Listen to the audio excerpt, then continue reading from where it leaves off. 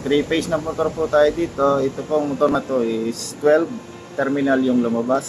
So pwede nating i-connect sa 20 volt, 380 volt, 440 volt na 3-phase supply. So pag-uusapan natin kung paano i-connect to.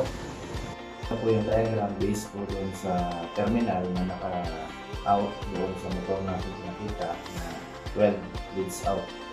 So kung i-supply natin doon is 440 volt or 380 volt. So series Y yung nangyayari yung connection niya sa coil ng motor. So ito yan. Sa U1, V1, and then W1. So naka-series siya hanggang W4. So nakawal dito. And then kung ang supply natin is 20 o 40 volt, yung voltage tayo. So ito yung magiging connection niya. So ito yung diagram niya na parallel Y. So yung U1 and then U3 magkasama yan. So makikita nyo doon sa then yung T1, B1, B3, T2, W1, W3, T3. So yung dulo niya is naka-Y.